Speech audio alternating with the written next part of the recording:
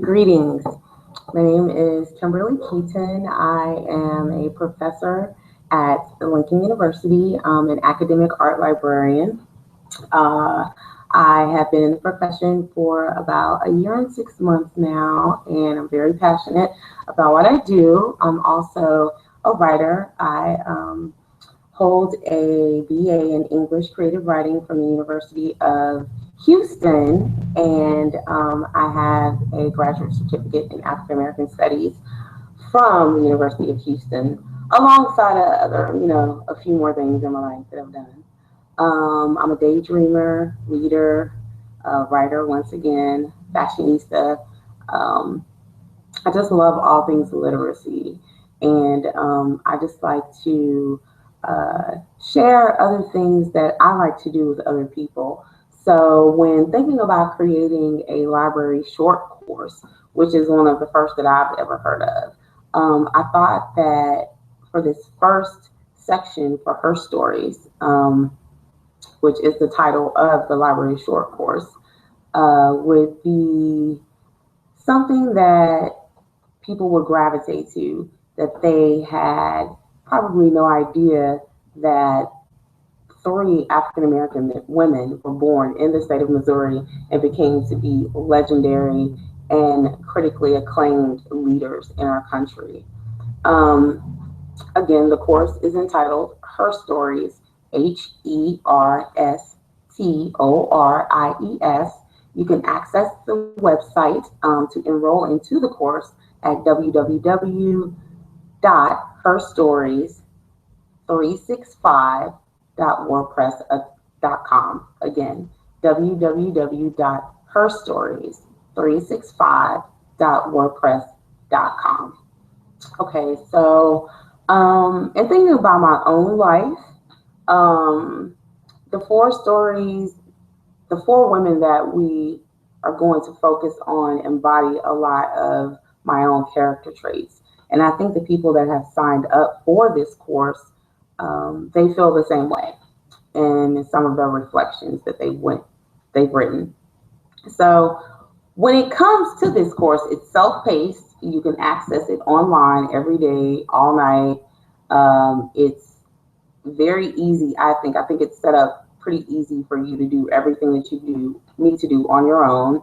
I'm available to read your work, give you brief advice in regards to what you might want to change, or if you're interested in publishing the piece, just giving you a bit of my opinion in regards to your writing. And all of that information is accessible on the website.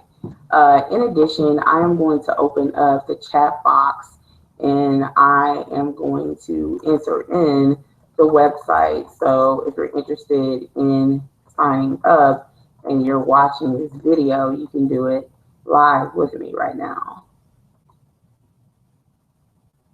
And if you don't know how to use a Google Hangout via YouTube, you would just click on the link and just enter in the presentation that we have going on right now, and then you can access everything in the group chat.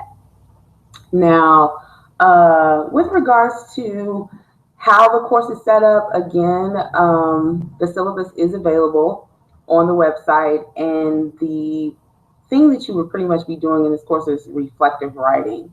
That's focusing on the technical and creative side with regards to this course, writing your responses to each reading and how you are reflecting upon ideas or different themes or just different things that resonate to you from the stories that we're reading. You're placing those ideals into your paper. Again, I would focus on a lot of the themes, because as you get into the readings, like, trust me, you will see a lot of what I'm saying. And tonight we're going to start off with Lucile Bluford. And Lucile Bluford was an African American journalist from the state of Missouri, Kansas City, Missouri. And she was just a firecracker. From what I've read thus far in my research, she created the Kansas City Call, which is a leading Black newspaper in this country up until the day she died. Um, from the article that we're going to talk about tonight, The Unforgettable Miss Bluford, it discusses how she was an honest, upfront, forthright, feisty, to the point journalist. She asked the questions. She wasn't afraid. She wasn't afraid of race, gender, religious affiliation, nothing. She was ready for it at all times. And that's the makes of a great journalist. She was the conscience of Kansas City. And when I read that in this article, The Unforgettable Miss Bluford, it just, made me think about all the writers, African American writers, that have come before me who fought for social injustice, fought for civil rights in regards to everyone, not just Black people, but everyone. And I think that's the making of just a good human being, in which she displayed in her lifetime. In 1939, she applied to get her graduate degree in journalism at the University of Missouri, and she was denied. And what's interesting about that is at that same time, a young aspiring law student who was also denied admission at the University of Missouri, his name was Lloyd Gaines, in which he was able to have or go to the Supreme Court and present his case, and it was denied, and then it was appealed, and then somehow he just disappeared. No one's seen him again, which is so interesting to me, being in Missouri right now. And though both of them lost their cases, she kept going. She kept fighting. She kept writing, which I just think is so just amazing when you think about Black women and the things that they've had to endure in this country. Being that writing, number one, is not considered an art form. Number two, typically a journalist is of another race. Number three, she's a woman, so how dare you want to just write? Number four, she's just Black, which I think is cool. And I think she got it. As this article goes on, it talks about values, leadership, how one person has helped shape you and your life, in your livelihood, and where you're going. And hopefully I'll be able to see some of that in some of the reflective papers that have been turned in thus far. But just think about values. What are your values? How do you see yourself in society? What is your legacy going to be? How do you lead? Are you a leader? Do you want to step up to the plate? Can you take the heat? And when you look at these different things about yourself, how do you apply them with other people and how they affect you on a daily basis? How do you conjure up that this person is my mentor and I choose this person to pattern my life after? How do you get to that in your mind? And when you do that, how does it propel you to become great? And the author of this beautiful piece, The Unforgettable Miss Bluford, which is available on the website at www.herstories365.wordpress.com in the syllabus section and reading section. She just paints this picture of someone that you've never seen before, but you can feel all of her energy and you understand why she talks about values and leadership and how this person showed her a pathway to become better than who she was. which is the makings and just the beauty in being led by others who have your best interest at hand. So moving forward with the unforgettable Miss Bluford, she eventually came to stand up for a lot of different issues in Kansas City. I read in the article where she actually had a moment with Jesse Jackson and like had a few words for him, and he had to call her Miss Bluford. I'm sorry, Miss Bluford. Read the article; it's really good. Um, she stood up for a lot of things, and she didn't have a lot of help. She didn't have a lot of money, but she stayed the course. And the one thing that I want to share with you tonight, before I get to her accolades, is the one thing that I got from this article that was so touching and beautiful to me is that when she was denied going to the University of Missouri, she was then honored. Isn't that interesting? You're denied, then you're honored. I'm telling you. So she's honored, and then she requests to meet with a registrar who denied her admission. Go gets a friend, during this whole weekend of her getting this, Medal for Distinguished Service in Journalism in 1989, and receives an honorary doctorate degree in humanities. Gotta go, girl. She goes to this white man's house. It's media out there. Just knocks on his door. He opens the door, and she asks him, "Do you know who I am?" And he says yes.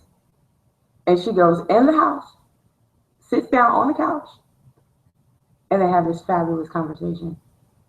And she asks him politely, "Why'd you do it?" And he tells her, "It's because of other people, and I don't want to lose my job." And then she becomes the humanity comes out, and she says, "I get it. I understand. Like, I get it. I understand." Like, it was just an amazing moment for me when I read that part. And then she leaves, gets her awards. You know what I'm saying? Because I know I would have walked up that stage too and got mine. And continues writing, continues doing what she only knew how to do. And that was to be the best and to lead and to stand up for what she believed in at all times, not just partially, but at all times. And I want to interject real quick and introduce you to my dog, Roxy Blue. So if you hear her, just say, "What's up, Roxy Blue?" But with Lucile Bluford, I mean, like, I encourage you to read the journal piece, The Unforgettable Miss Bluford. I encourage you to write a reflection and think about the values that you possess in someone else in your life that possesses those same values. And how are you going to help shape someone? Because we're not just here to, shape ourselves. We're created to help others, and to serve others. So if you have any questions, any themes, or anything that you would like to share with me, please send them right now in the chat box, or you can email me at Professor Keeton, KEETON, @gmail.com. And again, Lucile Bluford, just greatness, and aged so beautifully. And I also want to add that she was one of the founding members of the journalism school at Lincoln University, which is a historical Black college in Jefferson City, Missouri. So, it was the first journalism school available for African Americans to attend in this country. So, you know, she touched a lot. She did a lot. And I believe that she deserved to be a part of this first set of women that we're going to discuss in this series entitled Her Stories. So moving forth, we're going to talk about the great Maya Angelou, the great poet, if you didn't know it. Just, man, when I think about her, I just think about grace, beauty, class, struggle, hope, pain. What else would I say? Just endurance. She just has so much endurance, you know, like just she went through so much as a child. It's a wonder that she even became who she was because of all the things that came at her at such a pivotal time in her life. And she made it through everything. Made it through everything. And the story that we're reading by the great Maya Angelou, poet, writer, journalist, scholar, poet laureate of the United States, first poet to open up for a president, dancer, could sing, just a Renaissance woman.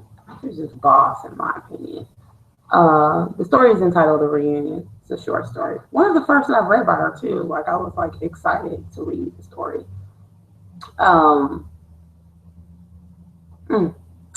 When I started reading it, I thought that I was like in a jazz club in the 1940s, and it was just hopping. I was just like moving with the text. The text, it just moves.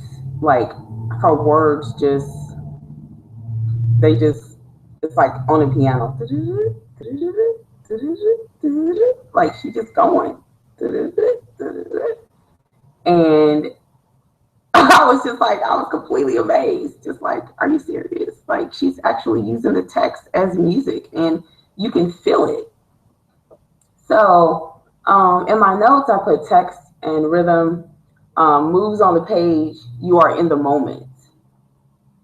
You are in the moment. Oh, she studied writing. Oh, she wrote every day. I could feel it. I could see it. Like, I mean, it was just there. She was trained, seriously. The reunion. So you would think it's like, you know, this whole big family reunion. I saw a reunion with the text, with jazz, with how creative people of color, Black people, however you want to phrase it, are when it comes to being writers. The story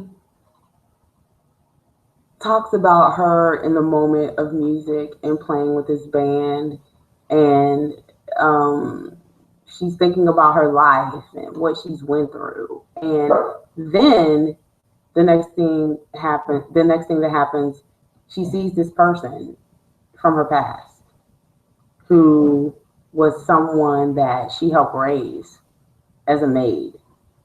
And she's in this club, and all these people are with, you know, the same race. And then she sees this person who is white with a Black man. And it was just a moment where I had to stop back and say, okay, so we're talking about race, we're talking about gender, we're talking about privilege.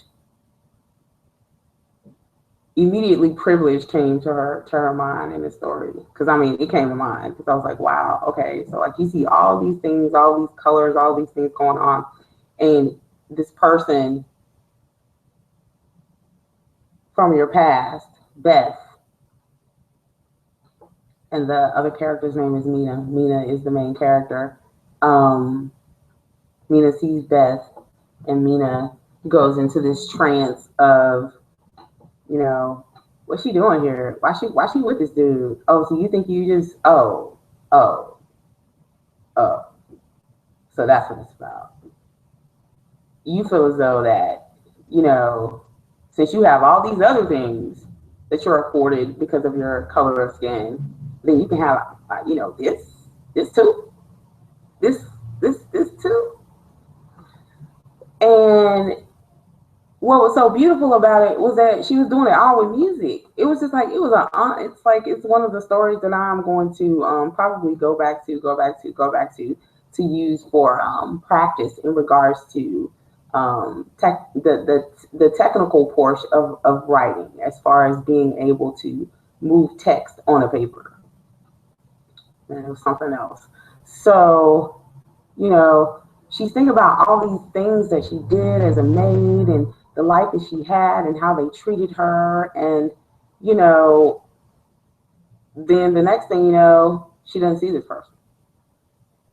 So she like comes out of her moment, gets off the stage with the band, goes to have a drink and smoke a cigarette, and she goes to her little area where she dresses, her dressing room. And this person walks in, Beth. And Beth wants sympathy. Beth wants love. Beth wants someone to understand why no one can accept that she's chosen to be with a black man. So Mina's like in the dressing room, like, you know what? Like, I don't even know why you're here trying to talk to me about this situation. I don't even understand why why are you even here? Where did you even come from? At first, it was kind of like it was a dream, but no, it really happened. It really did when you read it. And it was just a surreal moment for a black woman to stand, to me, to stand somewhere with someone and not react to anything that they have to say until the end of her diatribe, where she's like, Beth is like, it's just like a racial injustice that no one wants me to be with this person. And Mina, in my opinion, it was Maya, really. But Mina says, MENA, it says, to hell with you and your family. And walks off. I was like, I know, that's crazy, right? But I was like, the way it's written on the page, it was amazing, because you wouldn't have ever thought of that response of a black woman saying that to a white woman during that time. I'm gonna say the 1940s, early 1950s, just to hell with your family. And then she goes back and she's playing again, and she's in her thoughts, and she cries at the piano. She cries. And Mina says, I'm not crying just for myself. Though she said that to this person, she's not just crying for herself. And what I got from this was that, a lot of African American women have not, in the past, been able or afforded to have the opportunity to be free as I am today, to be able to say the things that I'm saying right now in this moment. Not free in the sense of being okay with your blackness. Not being okay with being okay. And that's interesting when you look at the state of Missouri and you look at these writers, Lucile, Bluford, and Maya Angelou, because Missouri was the last state to join the Union. And living here, it's not very diverse. It's not a lot of other races outside of black and white in the state of Missouri.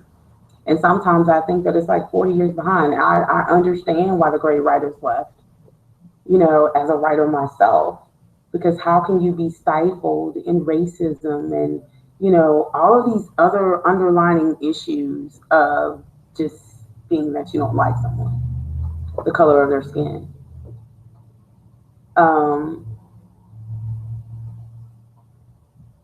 And to think that in this story, this Black woman had the audacity to say how she felt was a pivotal moment in time. The title, after I read the story, was, I think, it was simplistic in what it needed to be, because you would have never thought that the story would be about what it was about.